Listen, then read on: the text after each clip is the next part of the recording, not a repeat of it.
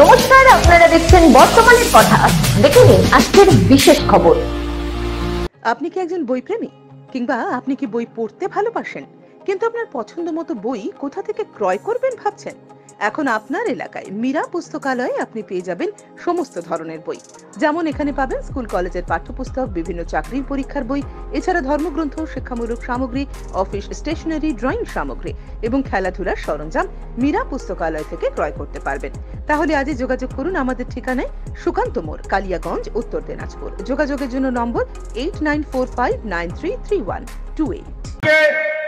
দেখুন, যে হিসাবে বিজেপি ষড়যন্ত্রের রাজনীতি করে, আপনারা বিশেষ করে আমাদের রাজবংশী মায়েদের, দাদাদের, ভাইদের যে হিসেবে বোকা বানিয়ে ভোট লুট করে যায়।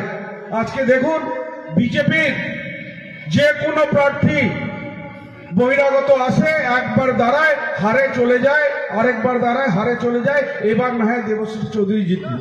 আপনারা মনে করুন, রাহুল সিনহা দাঁড়িয়েছিল, হারেছে, চলে গেছে, তারপর আর দেখা নাই। তারপর বিজেপির আরেকটা প্রার্থী আসছিলেন, কি আমাদের গিয়েছিল, নিমু ভৌমিক, হেরেছেন, তারপর চলে গেছেন, কোনোদিন দেখেছেন? এবার দেবশ্রী চৌধুরী, উনি জিতেছেন, তাও কিন্তু কেউ দেখতে পায়নি। আপনারা বলতে পারবেন ধর্মডিঙ্গি এই এলাকায় উনি লাস্ট কবে এসেছিলেন? আপনারা লাস্ট কবে দেখেছিলেন? লোকসভা নির্বাচনের পর দেখেছেন? উনি জিতার পরও আসেননি। সেই জন্য কিছুদিন আগে, 2-3 দিন আগে উনি জানেন এবার আর রায়গঞ্জবাসী উনাকে প্রত্যাখ্যান করবে। সেই জন্য বেডিং ডিসিশন নিয়ে উনি রাধিকাপুর এক্সপ্রেসে নিজে পালিয়ে চলে গেলেন কলকাতা। তো 5টা বছর আপনাদের এই এলাকার উন্নয়নটা কিন্তু স্তব্ধ হয়ে গেল। একটা এমপি বছর গেলে 5 কোটি টাকা পায়। 5 বছর উনি ছিলেন, 25 কোটি টাকা। আপনারা কেউ বলতে পারবেন যে উনি 5 লক্ষ টাকার কোনো এখানে উদ্বোধন করেছেন কোনো একটা রাস্তাঘাটে? উনি করতে পারেননি। আজকে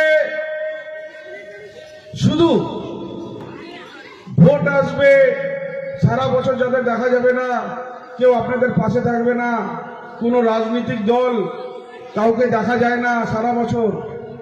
ভোট যখন আসে তখন উড়ে গিয়ে জুড়ে বসতে চায়। আজকে আপনারা দেখুন, সারা বছর আপনারা হয় তৃণমূলের জনপ্রতিনিধি কিংবা তৃণমূলের শাখা সংগঠনের বিভিন্ন কর্মীদের আপনাদের কাছে পাবেন, পাশে পাবেন। সেটা রক্তদান শিবির হোক, সেটা উৎসবে বস্ত্র বিতরণ হোক, ঠান্ডায় শীত কম্বল বিতরণ হোক, দুয়ারের সরকার ক্যাম্পের সময় আপনাদেরকে সহযোগিতা করা হোক, কাউকে স্কুলে ভর্তি করতে হবে তার প্রয়োজন হোক, কাউকে হাসপাতাল ভর্তি করতে হবে তার প্রয়োজন হোক, কারো বাড়িতে আগুন লেগে গেলে ছুটে গিয়ে মদত করতে যায় এই তৃণমূলের কর্মীরা। কিন্তু একটু আমরা হতাশ। দিদি আপনাদেরকে এত কিছু দিয়েছেন, বিশেষ করে আমাদের মায়েদের, দিদিদের আপনাদের তো ঢেলে সাজিয়ে দিয়েছেন। লক্ষ্মীর ভান্ডার, কন্যাশ্রী, রূপশ্রী, এই যেগুলা প্রকল্প দিয়েছেন, ভারতবর্ষে পশ্চিমবঙ্গে ছাড়া আর অন্য কোনো রাজ্যে নেই। তারপর আজকে রাজবংশী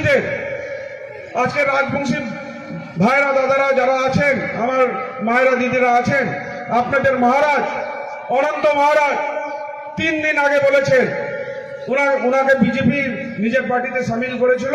উনি বলেছেন যে বিজেপি আমাকে ডাস্টবিন বানিয়ে রাখিয়ে দিয়েছে।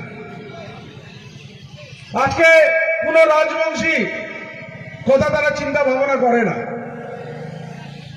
আজকে দেখবেন এবারও যে বিজেপি আবার বাইরের থেকে প্রার্থী আসে, এখানে গুজে দিয়ে চলে যাবে আর বলবে আমরা এবার অযোধ্যায় রাম মন্দির বানিয়েছি।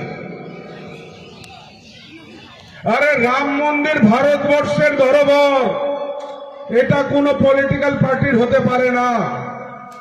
আমিও রায়গঞ্জে ভয়েস সুকান্তর কালী পূজায় ওই রাম মন্দিরের প্যান্ডেল করেছিলাম। ধর্ম যার যার, উৎসব সবার। আমিও রায়গঞ্জবাসী, কালিয়াগঞ্জবাসীকে রাম মন্দিরের উদ্বোধন প্রতিষ্ঠা হলো 22 জানুয়ারি, আমি কিন্তু তার অনুভূতিটা কালী পূজার সময়ে দিয়ে দিয়েছি। আজকে পূজা অর্চনায় আমরা বিশ্বাস রাখি, আপনাদের সামনে আমরা সবাই মিলে এখন এখানে যজ্ঞ করলাম।